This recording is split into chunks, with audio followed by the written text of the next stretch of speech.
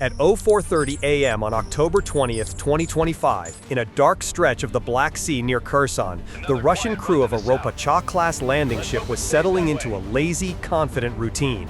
Just hours earlier, Moscow had secured a secret deal with Turkey, reopening a critical ammunition corridor. Below deck, 500 tons of artillery shells sat in steel containers, the lifeblood for Russia's Kherson front. The captain, certain the mission was a success, had retired to his cabin. No one noticed the silent shadow that had been stalking them for the last 45 minutes. This is a 20-foot Barracuda unmanned surface vessel, or USV, slicing through the waves at 30 knots. It's a ghost, its low-profile and composite hull designed to be nearly invisible. But it isn't the real threat. Tucked inside its modular bay, folded like deadly origami, are 4 Wild Hornet quad-rotor FPV drones, each armed with a 1.5-pound shape-charged warhead. In minutes, this $50,000 system, pieced together from components you can find on Alibaba, is about to turn Russia's battlefield advantage into Poseidon's private fireworks display. On paper, this is a suicide mission. To even get close, the Barracuda and its swarm have to punch through an invisible fortress, coastal patrol radar, sophisticated electronic jammers, automated AK-630 conning systems, and even an escorting patrol boat. But Ukrainian operators have learned that theory only exists on paper. Reality was about to get very, very loud.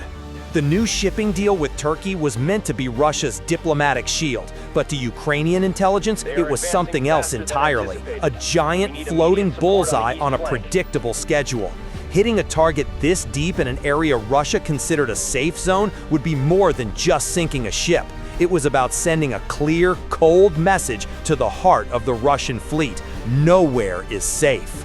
The first test of the night was Russia's coastal radar, a digital tripwire stretching for miles. In the Russian Combat Information Center, a sudden ping cuts through the quiet. A single, faint blip appears on the screen. Too small for a boat, too slow for a missile. A lone operator squints, his training kicking in.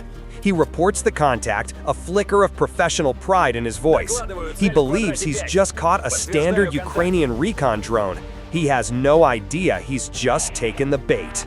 That Russian radar system is a product of Soviet-era design philosophy. It does one thing exceptionally well: predict where a target is going. Its algorithms are built for the straight, logical flight paths of aircraft and cruise missiles. It calculates a vector, leads the target, and tells the guns where to fire. But it has a fatal flaw baked into its DNA. It expects its enemies to follow the rules of physics in a predictable way. The Ukrainian operator, 50 miles away in a bunker, is about to feed it pure, unadulterated chaos. He sends the command. The Barracuda, now acting as a forward relay station, blasts the signal to the lead FPV drone. The first Wild Hornet catapults off the mothership, but it doesn't fly at the ship. It flies perpendicular to it, catching the 15-knot crosswind and beginning a dizzying counterclockwise corkscrew flight path, hugging the waves just 10 feet above the water. The Ukrainians call it the reverse helix assault. In simpler terms, the drone is dancing. On the Russian radar screen, the target isn't a clean vector, it's a drunken scribble. The multi-million-dollar fire control computer, designed to calculate missile intercepts in milliseconds, is now trying to solve an equation with no logical pattern. The result is a digital migraine. The system can't get a weapon-grade lock. The Russian operator watches in confusion as the blip dances right past the radar's effective kill zone. A high school physics lesson and a joystick just outsmarted a national air defense asset. But the radar did one thing. It screamed an electronic alarm across the Russian network. And that just activated the next, more insidious layer of defense, the TK-25E electronic jammer. At 0441, the Russian jammer floods the airwaves with high-power electromagnetic noise. On the Ukrainian operator's screen, the crystal-clear FPV feed dissolves into a blizzard of digital static. The GPS coordinates vanish. For a terrifying moment, he is flying blind. To the Russian electronic warfare officer, this is checkmate. He's confident the drone is now just a dumb piece of plastic flying aimlessly until its battery dies. But the Ukrainians were counting on this. They knew Russia would jam the GPS. The moment the satellite signal died, the drone's onboard inertial navigation system, or INS, kicked in. It's a tiny solid-state marvel that doesn't need external signals. It feels every change in speed and direction using gyroscopes and accelerometers. You can lie to a GPS, but you can't lie to Isaac Newton. Simultaneously, the Barracuda mothership, now just 2 miles from the Ropucha, switches its role. It's no longer just a launch pad. It's a powerful, close-range signal booster. It blasts a focused, high-gain signal directly at the FPV swarm, punching through the wall of Russian jamming like a fist through drywall. The operator's screen flickers back to life. He has control. He launches FPVs number 2 and 3. They don't fly in a straight line. They follow the same chaotic reverse helix pattern, a swarm of electronic hornets dancing through the storm of Russian interference. The Russian EW officer stares at his console in disbelief. His multi-million-dollar system is throwing everything at the targets, and they're just dancing right through it. He just lost the electronic chess match. Now the physical fight is about to begin, because his frantic jamming has woken up the ship's last line of automated defense. At 04:44 a.m., the night rips apart. The AK-630 close-in weapon system erupts in a mechanical scream, a 6-barreled Gatling gun unleashing a torrent of 5,000 rounds per minute. The camera feed from the lead FPV drone shudders violently as tracers thick as angry fireflies tear past it. This isn't jamming anymore. This is a wall of steel. The AK-630 is an engineering marvel, but it has a tiny, fatal flaw. Its fire control brain is programmed to hunt jets and missiles flying predictable paths at higher altitudes. For a small wave-skimming target, the system has a half-second processing and detonation delay. In a high-speed dogfight with an FPV drone, half a second is an eternity.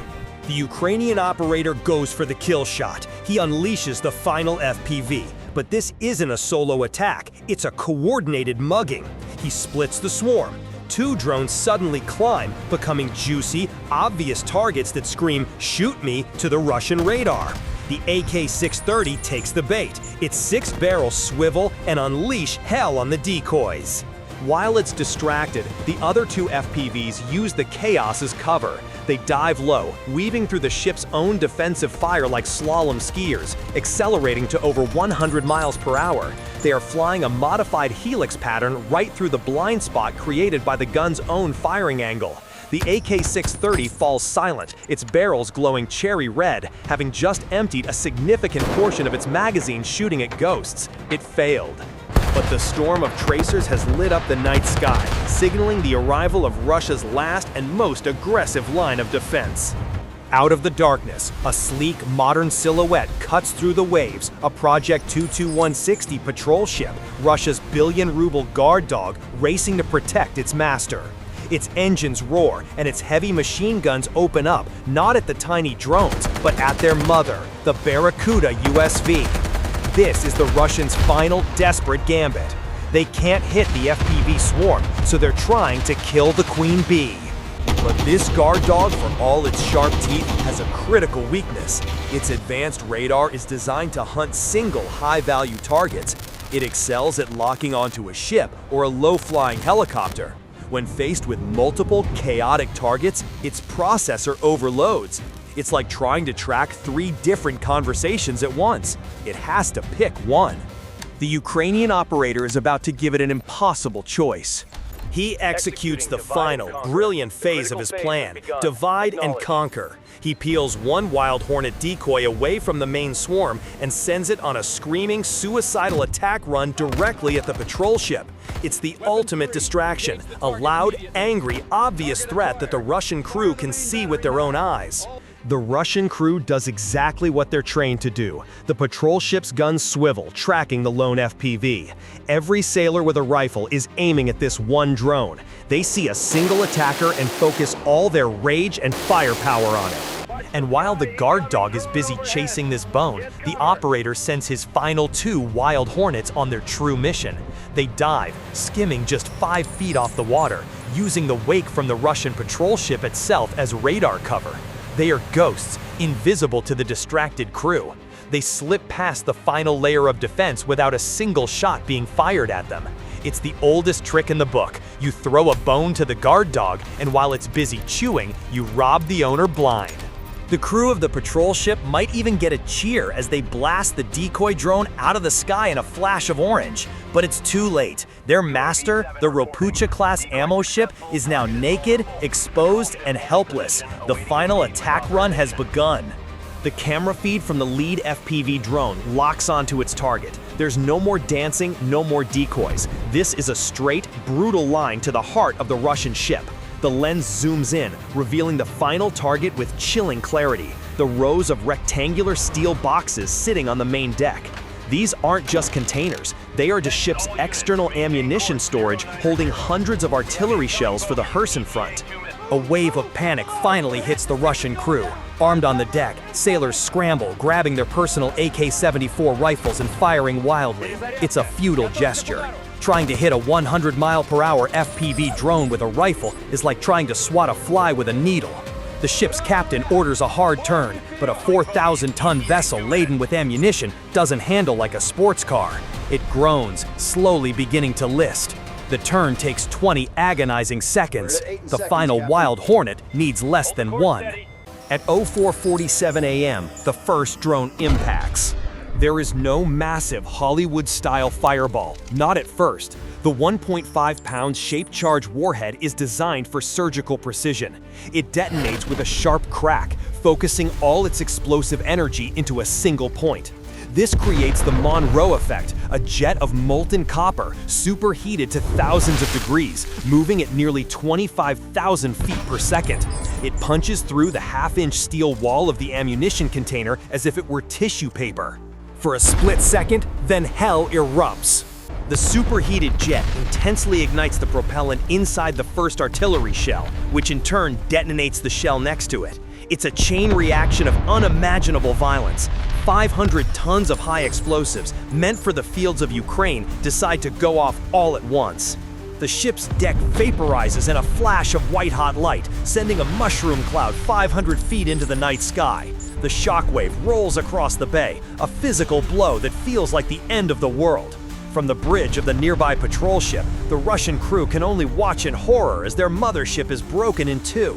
The landing ship doesn't sink gracefully. Its back snaps, and the two halves fold inward, a tomb of twisted steel and shattered pride. It took months of logistics for Russia to get that ammunition to the front. It took a $50,000 drone system and one Ukrainian operator less than 20 minutes to send it all to the bottom of the Black Sea. The strategic math is brutal. Russia didn't just lose a 200 million ship, they lost 20% of their available artillery firepower for the entire Kherson sector. For the next week, Russian guns that should be pounding Ukrainian positions will fall silent. For Ukrainian soldiers and civilians, that silence means survival. From his bunker 50 miles away, the operator watches the thermal signature of the Russian ship wink out on his screen. He leans back, takes a sip of cold coffee, and sends a one-word message to his commander: done. The fireworks are over, but the real damage, the kind that cripples a war machine, is just beginning. This strike shattered Russia's entire southern logistics chain. The sea route, established under that secret deal, was supposed to be the safe, fast, and efficient backbone for supplying the southern front. Now it's a death trap. Russia is forced to reroute all future supplies through the overstrained and vulnerable land bridge in Crimea, a route constantly under attack by HIMARS and Storm Shadow missiles. This single strike didn't just sink a ship, it created a logistical nightmare that will slow down every bullet and every piece of bread reaching Russian front lines for months to come. The myth that Russia could secure its own backyard, that its deals and its naval power created impenetrable safe zones, has been ripped to shreds. For every other captain in the Black Sea Fleet, the message is clear: you are not safe anywhere. And that creates the ultimate strategic migraine for Moscow. This attack forces the Russian high command into an impossible choice. To protect their remaining valuable ships, they must now pull precious air defense systems like the Pantsir and Tor off the front lines and station them along the coast, or even weld them onto the decks of their vessels. Every Pantsir move to protect a ship is one less Pantsir protecting Russian troops from a Ukrainian air assault. Ukraine just used a handful of cheap FPV drones to force Russia to weaken its own front line. It's a strategic checkmate. Russia's grand strategy to resupply its army has backfired into a dilemma they can't solve. They thought they were playing chess, but Ukraine showed up with a completely different game. This is what happens when Ukrainian ingenuity gets a turbo boost from Western technology. For all the polished steel and chest-thumping anthems, their prized Black Sea fleet was just blindsided, outmaneuvered, and ultimately humiliated by a foe that's smarter, faster, and frankly having more fun doing it. Moscow didn't just lose a ship, they paid tuition in humility, and the invoice is still burning. This exclusive footage proves one pinpoint strike can tilt the entire chessboard. Tell me in the comments, what stings Russia the most? The logistics chokehold, the psychological gut punch, or the strategic nightmare now keeping their admirals awake? Don't forget to like, subscribe, and hit that notification bell for more breakdowns. Bye for now.